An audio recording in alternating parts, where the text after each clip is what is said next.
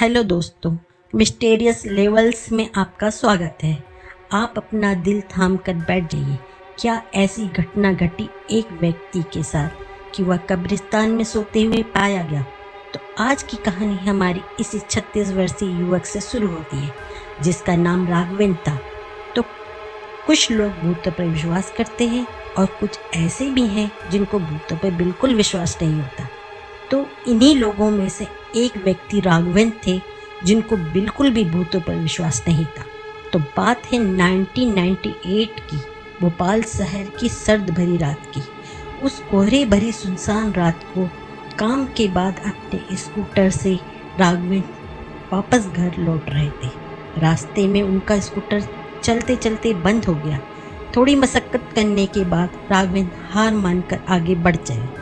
आगे कुछ दूरी पर एक बस स्टॉप था।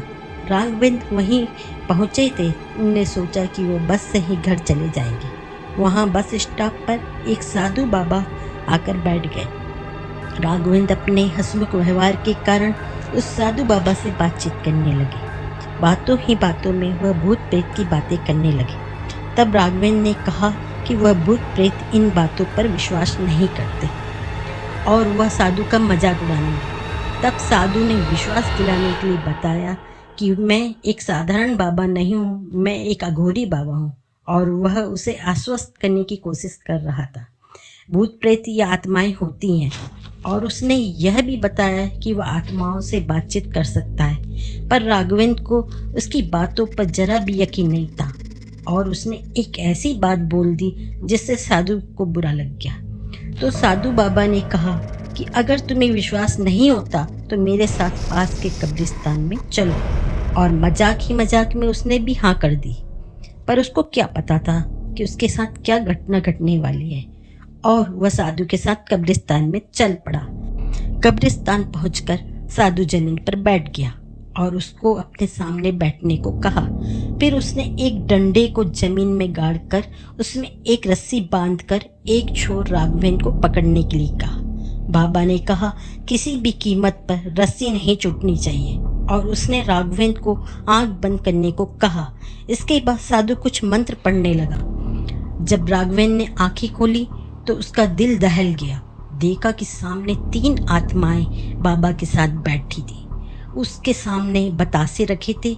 बाबा ने कहा जब तक ये आत्माएं बतासे ना खा लें तब तक रस्सी नहीं छूटनी चाहिए। किंतु दहशत के कारण राघवेंद्र के हाथ कांपने लगे और घबराहट में उसके हाथ से रस्सी छूट गई और वह वहां से बहुत तेज भागा।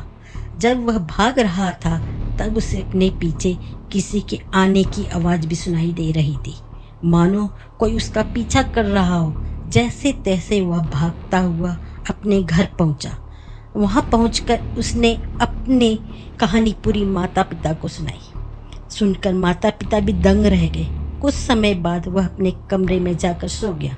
जब सुबह हुई तो माता पिता ने देखा कि उनका बेटा घर पर नहीं है। कुछ समय बाद लोगों से पता चला कि वह बेहोशी की हालत में कब्रिस्तान में पड़ा है। उसके हाथ में वही रस्सी मिली जिसको वह रात में पकड़े हुए था। डॉक्टर से इलाज कराने के बाद पता चला कि उसकी मानसिक हालत ठीक नहीं थी और वह बहकी बहकी बातें कर रहा था।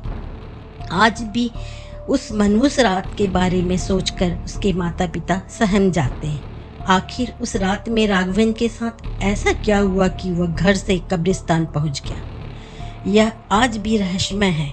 तो दोस्तों, कैसी लगी यह सत्य घटना पर आधारित कहानी हमें कमेंट करके ज़रूर बताइएगा। और ऐसी ही रहस्यमय कहानियों के लिए हमारे चैनल को सब्सक्राइब कर दीजिए और इस वीडियो को लाइक और अपने दोस्तों के साथ शेयर कर दीजिए। आपके एक सब्सक्राइब से हमें मोटिवेशन मिलता है। धन्यवाद। हमारी इस वीडियो को देखने के लिए जल्द ही मिलेंगे नई वीडियो के साथ।